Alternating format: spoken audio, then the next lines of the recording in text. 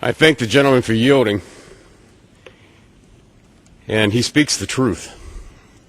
This country is in a crisis, and we're not listening. You know, the folks back home get it, but we're not getting it. And it's time we do. I'd just like to start off with this. This is kind of sobering. Right now, you know, the United States uses about 21% of the world's energy.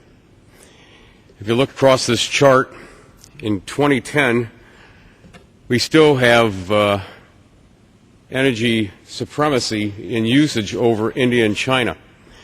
When you look at 2015, those two countries together will be consuming more energy than the United States. You get to 2020, China is going to be consuming more energy than the United States. And just look at the chart as it goes across. The United States is barely moving while China is making leaps and bounds. And the question is, what's that all mean? It means this. Energy means jobs. And those are American jobs. And the folks back home get it. Congress doesn't get it. I come from the 5th Congressional District in Ohio, is the 9th largest manufacturing district of the 435 districts in Congress. I also represent the #1 agricultural district in the state of Ohio. What's it all mean? If we don't have energy, we don't have jobs. Companies out there are looking, you know, when you look at this chart, companies are looking at where can they get energy, how they're going to keep their jobs, how they're going to keep their people employed. Farmers are out there. You know, we're out there right now in our state planting. And some people are saying, oh, farmers are getting these large prices this year. Well, let's look at some facts about that. You know, when they're out there buying that diesel, when they're buying that fertilizer that's also made from oil, when they're also buying their chemicals that they're putting on the fields that are made from oil products, they're not making much money. And what's that mean to the consumer? Very simple. The consumer out there, when they go to the grocery store, finding that their prices are going up for milk, bread, cereal, you name it, it's all going up. Looking down the road, when you're paying $4 a gallon for gasoline, you're paying more for food, it's costing you more to get to work. You know, I've talked to a lot of my manufacturers out in Ohio, in my district, and I said, you know, how far do most of the people that you have come to work? It's not unusual to have them say, you know, we got people driving 50 or 60 miles to make it into work, one way. So when you look at people out there, they're working in factories, they're maybe driving 100 miles round trip every day, multiply that by 500 miles a week, and you put that with that $4 gasoline, then some of these folks are saying, I'm not sure I can afford this job. We can't have that happen. As the gentleman from Pennsylvania mentioned about Dow, we've got a company in my district, a float glass company. The price of their fuel for that natural gas in a 5-year period of time has gone from $10 million to $30 million. And what's that mean for America? There are only 37 float glass facilities left in this country. The Chinese are building 40 as we stand here today and bicker, unfortunately, about doing something in this country about oil and our energy usage and needs. When you look at when they have the energy and they're going to have a cheaper labor supply, I'm going to ask you in the future, where are you going to buy a window pane that's made in the United States of America? Where are you going to buy a windshield that's made in the United States of America? They're not going to be made in this country at all. And the gentleman from Pennsylvania is absolutely correct.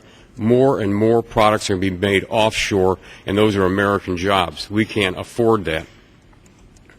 What made this country great is very simple. After the Civil War, the Industrial Revolution really kicked into high gear. We had all the natural resources in the country. We were able to produce for the world. And we produced for the world for years. We had the head start on everybody, of course, after World War II, when the rest of the world lay in ruins, the United States factories were there humming. But the rest of the world is catching up, if not surpassing us. And this chart's showing it. We can't afford it. What's the rest of the world doing? France, 70–80% of their power is nuclear. They're actually exporting power to the rest of Europe. Japan, 55 nuclear reactors, 2 under construction. China, They're building 40 nuclear power stations in the next 25 to 30 years. India, 30 plants in the next 25 years. Coal, as talked about a little bit earlier. China and India use right now 45% of the world's coal.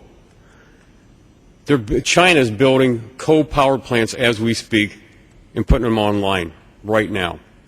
They're also investing $24 billion in clean coal technology. The gentleman mentioned, they're also out there building the Three Gorges hydroelectric plant. And again, you know, that's a communist country and they're not really worried about displacing millions of people, but they're going to have that power station producing that electricity to make sure that they're producing. Already mentioned how China is drilling onshore and offshore and right off our shore. But the real question is, what's the United States doing on all this? This is what kind of scares people. Absolutely nothing. Absolutely nothing. The last nuclear power plant to be licensed in this country was in 1977. 1977. The last one to go online was in 1996. 1996.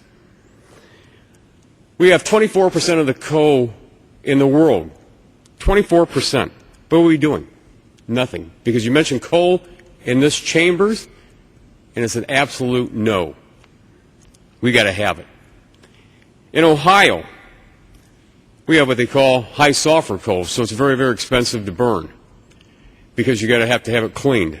But if you burn it in a closed system, you don't have those emissions. And what's that mean for Ohio? Well, we're going to put miners to work. We're going to have companies out there that make steel to make the co-gasification plants out there, making those parts. And we're going to have people building those plants. And then we're going to be able to consume that power in this country. Because we have 24% of the world's coal reserves right now, we can get a lot done. But what are we doing about it?